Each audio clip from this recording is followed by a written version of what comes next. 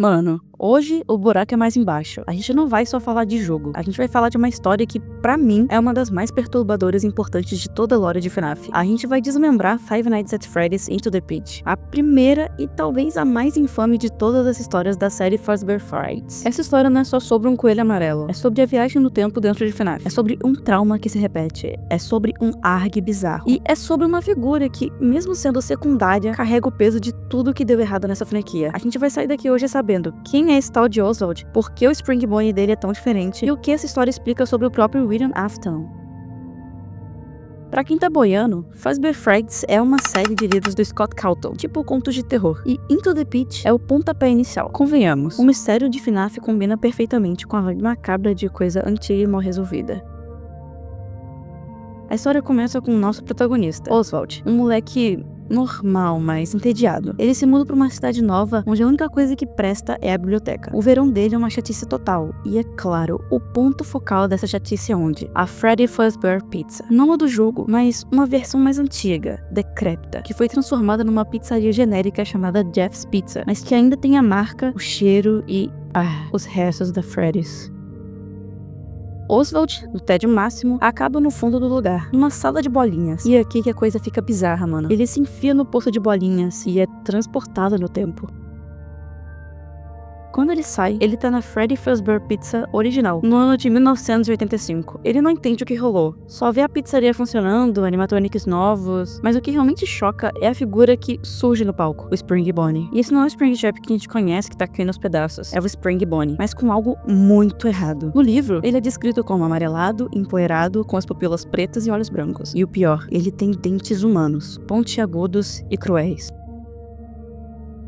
Oswald volta para 1985 algumas vezes, e nessas visitas, ele testemunha a maldade desse Spring Bonnie. Ele vê o coelho amarelo atraindo e assassinando 5 crianças. Ele vê o corpo do coelho sujo, ele vê o sangue. No final, Oswald volta para casa, mas as coisas não estão certas. A viagem no tempo distorceu a realidade, e o ponto crucial da história é que o Spring Bonnie substitui o pai de Oswald na linha do tempo principal. A criatura emerge da piscina de bolinhas e assume o lugar do pai de Oswald, enganando a mãe do garoto. A figura macabra que ele viu matar as crianças em 1985 agora estava vestindo as roupas dele, morando na casa dele e se passando pelo seu pai.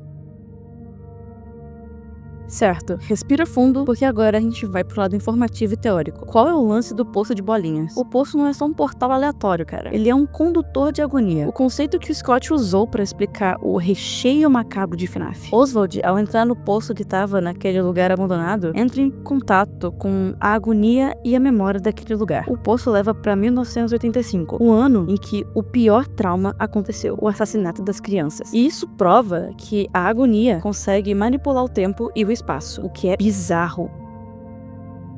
Agora, a teoria principal, o Spring Bonnie de Into the Pit tem que ser o William Afton, certo? O assassino original, mas tem um problema bizarro demais. O Spring Bonnie tem dentes humanos, e ele é descrito como mais cruel e menos engenhoso que o William. E a coisa que me pega é, ele toma o lugar do pai do Oswald. A teoria mais aceita é que esse Spring Bonnie não é o William Afton, mas sim a manifestação da agonia e da malícia dele. É a personificação do próprio mal. E isso explica o porquê dele ter a capacidade de se transformar e assumir a vida de outra pessoa. Ele é a máscara de crueldade do Afton solta no tempo.